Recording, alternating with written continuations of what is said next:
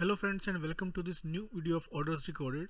This is a second video in the series of the answer key of LDC 2016-17. लेकिन question number 41 का answer आपको start करूं उससे पहले एक इन्फॉर्मेशन देना चाहता हूं कि जो फर्स्ट वीडियो था उसके कुछ आंसर्स में कुछ चेंजेस हैं। 4 क्वेश्चंस हैं जिसके अंदर आंसर में चेंजेस हैं, वो मैं आपको बता देता हूं। पहला जो क्वेश्चन है वो है क्वेश्चन नंबर 7। क्वेश्चन नंबर 7 के अंदर उस वीडियो में बताया था कि आंसर उसका सी है, जबकि एक्चुअल में उसका आंसर बी है। ये मैंने क्रॉस चेक दोबारा कर लिया है। This answer is correct. A or B के अंदर से मैंने चेक किया है, this answer is answer B. Question number 9 के अंदर मैंने शायद वहां पे आंसर बताया था बी, इसका आंसर भी बी नहीं है, इसका आंसर ए है, तो इसको ठीक कर लीजिएगा। क्वेश्चन नंबर 18 जो कॉन्ट्रैक्ट वाला है, कॉन्ट्रैक्ट के अंदर भी मैंने जो इसका आंसर बताया था वो आंसर बी है, जो कि रॉन्ग है। इसका आंसर मैंने दोबारा क्रॉस चेक किया है, इसका आंसर डी है। एंड फाइनली जो है आपका क्वेश्चन नंबर 32। ये क्वेश्चन नंबर 32 इस डिबेटेबल है, काफ़ी लोग इसके ऊपर डिबेट कर रहे हैं कौन सा करेक्ट है कौन सा इनकरेक्ट है। ये जो मैंने पहले बताया था मेरे हिसाब से अभी भी उसके अंदर चांसेस है कि वो आंसर हो सकता है, बट इसके अंदर 2-3 चीज़ें हैं जो मैं आपको क्लियर कर देना चाहता हूँ। जैसे कि जो आपका नंबर 1 स्टेटमेंट है, यहाँ पे स्टेटमेंट में वर्ड लिखा हुआ एग्रेशन, और अगर आप आर्टिकल 352 पढ़ेंगे तो उसके अंदर लिखा हुआ है एक्सटर्नल एग्रेशन। जो नंबर 2 है वहाँ पे लिखा हुआ है only if the decision of the union council of minister, वहाँ पे वर्ड लिखा हुआ है कैबिनेट ऑफ मिनिस्टर। तो इन 2 वर्ड्स की वजह से ये दोनों स्टेटमेंट रॉन्ग हो गई। थर्ड वाला जो है वो करेक्ट है, और थर्ड वाला अगर करेक्ट लेते हैं तो उसके हिसाब से इसका आंसर डी बनता है। तो ये भी जो पहले वाला आंसर है और ये वाला आंसर है, इन दोनों के अंदर थोड़ा सा कंट्रोवर्सी है, बट हाँ ज़्यादा सूटेबल मुझे डी लग रहा है अभी, तो इस वजह से मैं इसका आंसर आपको डी बता रहा हूँ। अब हम अपने आज का वीडियो स्टार्ट करते हैं। इसके अंदर जो क्वेश्चन है क्वेश्चन नंबर 41। क्वेश्चन नंबर 41 के अंदर मैंने बहुत जगह चेक करने की कोशिश की, नंबर 1 और नंबर 3 के बारे में कोई स्टेटमेंट मुझे नहीं मिली, कहीं रिटन के अंदर कहीं स्पेसिफिकली लिखा हुआ नहीं मिला। But as far as number 2 statement is concern, ये स्टेटमेंट जो है वो आपकी रॉन्ग है। रॉन्ग कैसे है कि उसके अंदर जो रूल है, रूल के अंदर लिखा हुआ है कि it should be presented to the president after getting approval of 2/3 of the member present, यानी कि 2/3 बहुमत से पास करके, और वर्ड लिखा हुआ है इन द सेम सेशन, यानी जिस सेशन के अंदर ये मोशन मूव किया जाता है उसी सेशन के अंदर अप्रूव होना चाहिए। तो स्टेटमेंट नंबर 2 रॉन्ग है। तो अब आप इसको एलिमिनेशन रूल लगाइए। स्टेटमेंट नंबर 2 कहाँ लिखा हुआ है? 1 ए बी और सी में लिखा हुआ है, यानी ये तीनों रॉन्ग हो गए, तो बचा क्या? डी। दैट्स वाई इसका जो आंसर है वो डी है। 42 इसके अंदर जो है लोकसभा के बारे में जो है वो आपका स्टेटमेंट पूछा है। इसके अंदर जो इमरजेंसी सेशन है, इमरजेंसी सेशन के अंदर आपका इंडिविजुअल समन नहीं भेजे जाते हैं। उसके अंदर रूल में लिखा हुआ है कि आप जो है उसको प्रेस के थ्रू मेंबर्स को इंटीमेट कर सकते हैं और टेलीग्राम वगैरह से भी इंटीमेट कर सकते हैं। नॉर्मल सर्कमस्टांसेस में ऐसा नहीं होता है, उसके अंदर समन जाता है। सेकंड जो इसका वो है आपका कि एश्योरेंस जो है वो लैप्स नहीं होते हैं। यहाँ पे लिखा हुआ है नॉट टू लैप्स, तो एश्योरेंस जो है वो लैप्स नहीं होते हैं डिसोल्यूशन ऑफ लोकसभा में। और थर्ड जो है वो है आपका कि business pending before the parliament committee of the Lok Sabha shall not lapse, तो ये भी आपका करेक्ट है। तो इस हिसाब से करेक्ट है, इसके हिसाब से आपका आंसर जो है वो डी बनता है कि all the 3 statements are correct. बात करते हैं 43 अटॉर्नी जनरल के बारे में है। अटॉर्नी जनरल का जो आपका आर्टिकल है, that article is article number 76, और उसके अंदर लिखा हुआ है he can present but he can not vote. इसके हिसाब से आपका आंसर बनता है आंसर बी। आगे बात करते हैं, बिल्कुल सिंपल स्टेट जीएस का क्वेश्चन है, गूगल कर लीजिएगा, आपको पता लग जाएगा। इसका आंसर ए है, कोई एक्सप्लेनेशन की जरूरत नहीं है इसके अंदर। 45 के अंदर जो है कॉम्पिटिटिवनेस फॉर ए फर्म की बात कर रहा है। ए, बी और सी के ऊपर आप करेंगे तो comparable quality of the product, of course आपका कॉम्पिटिटिवनेस बताती है, कॉम्पिटिटिव प्राइस, एंड थर्ड आप अच्छा प्राइस कब दे पाएंगे, if you will use economically your resources. तो ए, बी और डी करेक्ट है और ये जो है वो करेक्ट नहीं है, डी, सी जो है वो करेक्ट नहीं है। 46 जो है पब्लिक अथॉरिटी, कौन सी इसमें नहीं है, न्यूज में भी था, तो इसका आंसर भी आपको पता होना चाहिए, डी आंसर है, trustee of PM care fund. 47 जो है इसके बारे में है कि कौन सी आपको इंफॉर्मेशन नहीं दी जा सकती। You know they are certain authorities which are exempted, sorry इसके अंदर जो है वो आपसे पूछ रहा है कि किसके पास राइट है, तो राइट है इसके अंदर ऑल सिटीजन ऑफ इंडिया, चाहे वो इंडिया में रह रहे हैं या बाहर में रह रहे हैं, लेकिन अगर वो सिटीजन ऑफ इंडिया है they have the right. Answer is C. बहुत ही आसान क्वेश्चन था। और ये है the obligation of public authority under the right to information act 2005 does not include, तो डज नॉट इंक्लूड जो है वो उसके अंदर मैं आपको इसके अंदर ये बता देना चाहता हूं यहाँ पे कि इसके अंदर आपका जो 2-3 चीजें हैं वो आपकी ऑलरेडी इसके अंदर इंक्लूडेड है। वो है आपका सेक्शन 4C और सेक्शन 4D में लिखा हुआ है कि कौन कौन सी इसके अंदर कर सकते हैं, और एक आपका सेक्शन 4A के अंदर भी लिखा हुआ है। अगर उन सबको काउंट करोगे तो आपका कोई जो एग्जम्प्टेड है वो है आपका commercial conference to an applicant except in the case of larger public interest, तो वो इसके अंदर इंक्लूडेड नहीं है। अब है कि आपका 49, ये क्वेश्चन था जो मैं पिछले वाले क्वेश्चन में बोल रहा था।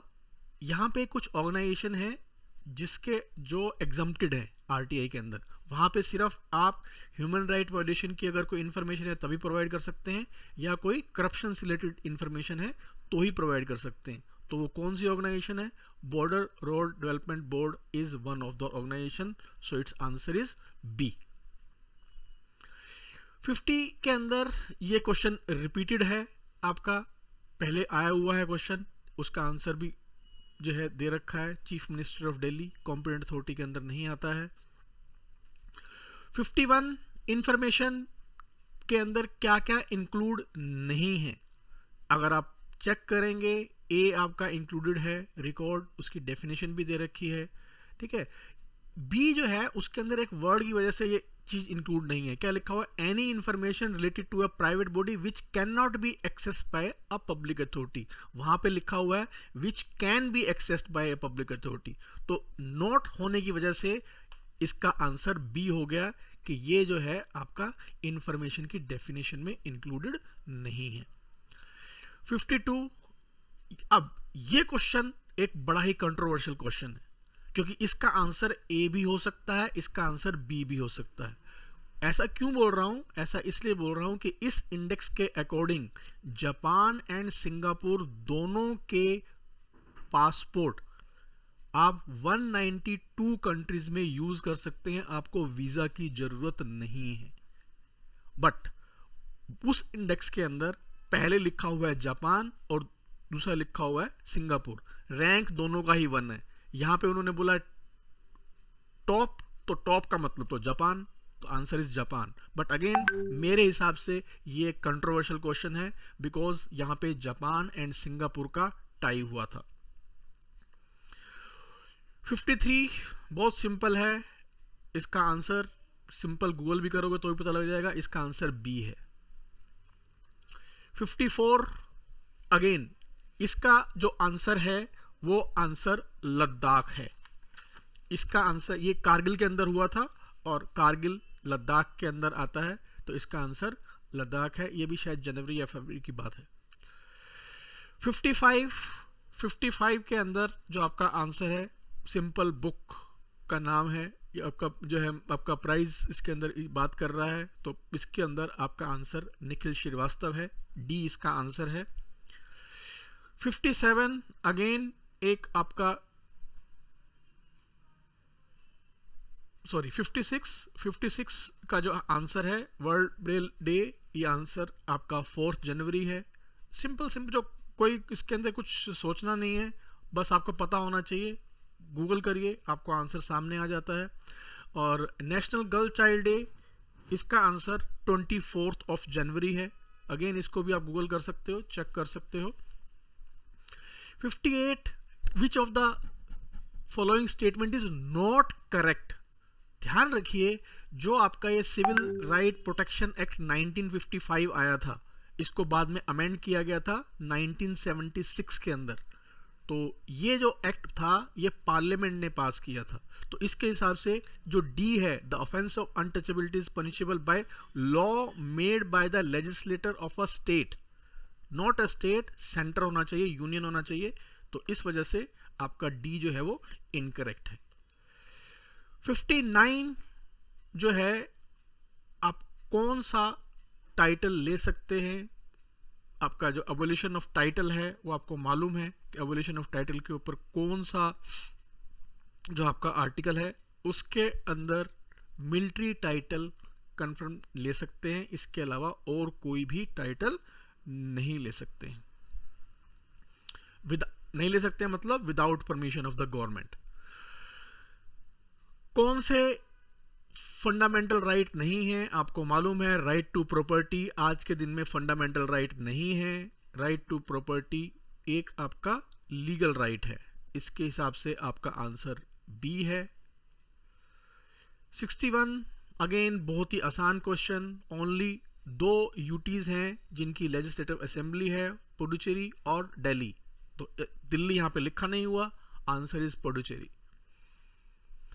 62 जो है, इसके अंदर कौन सा इनकरेक्ट है, इसका आंसर ऑटोमेटिकली आपके सामने ही आ गया। Yes, supreme court can hear PIL and take suo motu jurisdiction, वो सुप्रीम कोर्ट कर सकता है, यहां लिखा हुआ था नहीं कर सकता है, दैट्स वाई इसका आंसर डी है।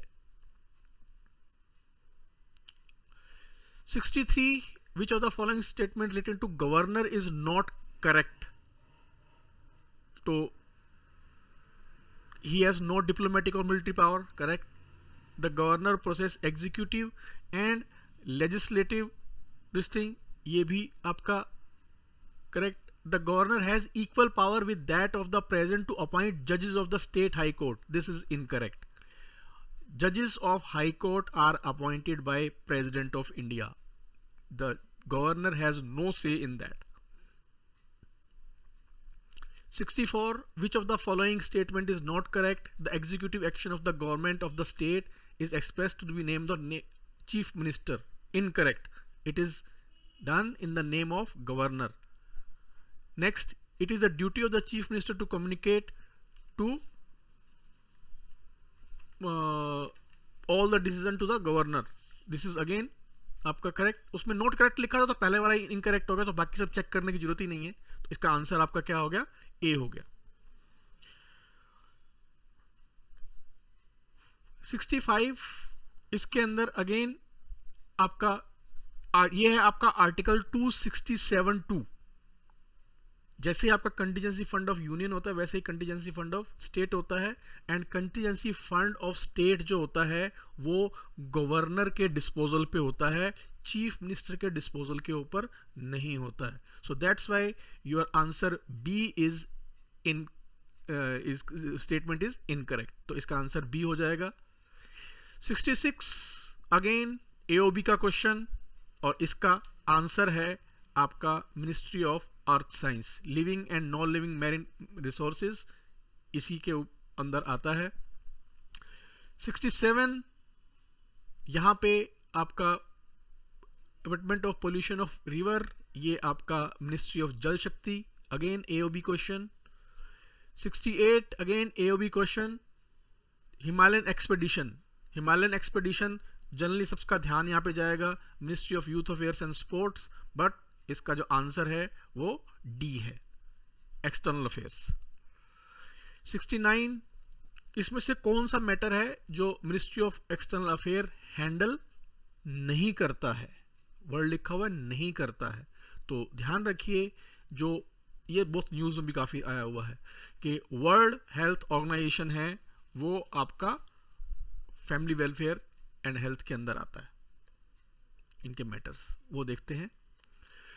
70, which of the following statement is not correct with regard to, adjournment होना चाहिए, एडजर्नमेंट इन द लोकसभा, ठीक है। तो इसके अंदर जो आपका आंसर है वो आंसर जो है पढ़ लेते हैं पहले। क्या लिखा हुआ है? The speaker can call a sitting of the house before the date, yes he has the power.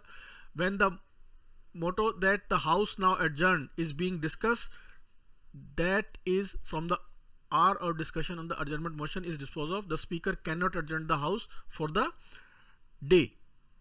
तो इसके अंदर आप अगर डी पढ़ेंगे, the speaker cannot adjourn the house signed I without taking the approval of the president, this is not correct, this is not correct। तो इसका answer आपका D है, speaker can.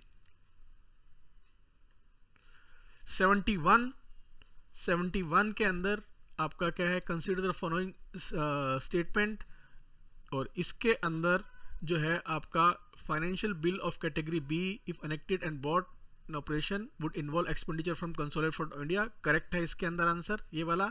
Financial bill of category A can be introduced only in Lok Sabha, ये भी correct है। Financial bill of category B requires recommendation of the president for his introduction, this is incorrect। तो आपका 1 and 2 उसके हिसाब से आपका आंसर बनता है B। 72, which of the following is not correct with regard to the Railway Convention Committee? Railway Convention Committee एक बहुत ही पुरानी बिफोर इंडिपेंडेंस की जो है आपकी कमेटी है, जहां पे रेलवे रिवेन्यूज को जनरल कितना पे करना है उनको, वो इसके अंदर डिसीजन लिया जाता है। और ये एक एडॉक कमेटी है पार्लियामेंट की जो इसका dividend, rate of dividend decide करती है for transfer into general revenue. हालांकि आप जानते हैं कि railway budget and general budget को मर्ज कर दिया गया है, ठीक है, बट फिर भी जो इसका आंसर इसके अंदर रेलवे कन्वेंशन कमेटी के हिसाब से बनता है वो आंसर इसका बनता है B. 73, core inflation is generally lower than the headlines CPI inflation because एक के अंदर आपके फूड प्राइस इंक्लूड होते हैं, दूसरे के अंदर नहीं होते हैं, और फूड प्राइस का जो फ्लक्चुएशन है वो जनरली वाइड होता है, तो उसके हिसाब से इसका आंसर बनता है B. 74, again what is JAM? पहला ही आपका ऑप्शन इसका आंसर है, Jan Dhan, Aadhaar and use of mobile technology. Mobile का एम लिया है, आधार का ए लिया है, जनधन का जे लिया है, answer is a. 75,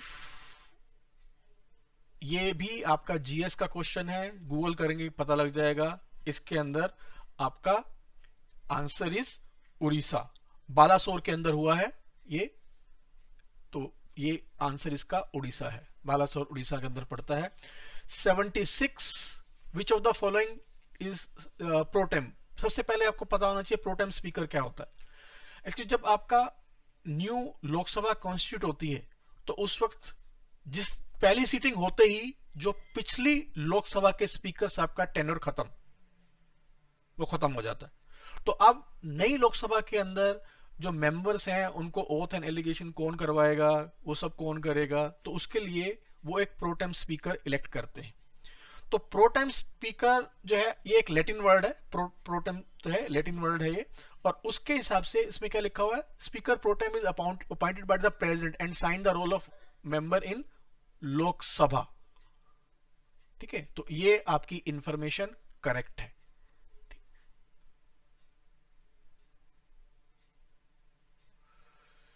77, which of the following statement regarding the panel of speaker, chairman, Lok Sabha, Rajya Sabha is correct? First of all, we must understand what is the meaning of panel of speakers और chairman। देखिए generally आपका जो लोकसभा के अंदर presiding officer कौन है? वो है आपका स्पीकर। अगर वो प्रेजेंट नहीं है तो क्या होंगे, डिप्टी स्पीकर। लेकिन अगर दोनों ही प्रेजेंट नहीं है तो क्या होगा, तो उसके लिए दोनों लोकसभा में भी और राज्यसभा में भी पैनल बनाया जाता है। वर्ड लिखा हुआ है कि उसके अंदर not more than 10 members can be picked, जो स्पीकर और लोकसभा, जो स्पीकर और डिप्टी स्पीकर की एब्सेंस के अंदर प्रिजाइड करेंगे। सेम पावर होती है उनको जब वो प्रिजाइड करते हैं। तो ये लिखा हुआ है कि total not more than 10 members can be picked, और कहीं से भी पिक हो सकते हैं, नॉट ओनली कि आपका रूलिंग पार्टी की तरफ से होंगे, कहीं से ही पिक हो सकते हैं। तो उसके हिसाब से अगर आप सारे के सारे ऑप्शंस अगर आप चेक करते हैं तो उसके अंदर आंसर आता है C, a member of panel of speaker who presides over the house while both speaker and deputy speaker are absent and has the same power of the speaker while presiding over the house. बिल्कुल ठीक ये है, तो C answer है इसका। 78, consider the following statement, making and subscribing oath is not a proceeding of the house। ये लिखा हुआ है कि not the proceeding of the house, incorrect है। oath administered in a sitting is a part of the proceeding of the house, correct है। oath cannot be taken by a member outside the chamber of the Lok Sabha, incorrect है। it can be taken outside the chamber of Lok Sabha and Rajya Sabha, it can be. तो उसके हिसाब से आपका जो answer बनता है वो आंसर बनता है 2। 79, consider the following statement, a person becomes a member of the house from the date on which a person is declared elected by the returning officer। First statement. Second जो statement है वो है आपका correct है, ये a person becomes a member of the house only from the date on which the he makes subscribes oath and affirmation, incorrect है। पहला answer correct है, 1 और 2 में एक ही करेक्ट हो सकता था, तो 2 करेक्ट है। Third is a member can not ask a question in the house unless he has taken oath and sign the roll of member in the house, ये इंफॉर्मेशन भी आपकी करेक्ट है। He can give a notice, लेकिन जब उसको actual question पूछना होगा तब उसका ओथ एंड एलिगेशन अगर उसने लिया है तभी वो क्वेश्चन पूछ सकता है, उसके बिहाफ पे भी कोई और क्वेश्चन नहीं पूछ सकता। इस बात को भी ध्यान रखिए, कहीं वो अच्छा ठीक है मैंने ऑथ नहीं लिया, मेरे बिहाफ पे कोई और जिसने ऑथ दे रखी वो पूछ ले, नहीं पूछ सकता।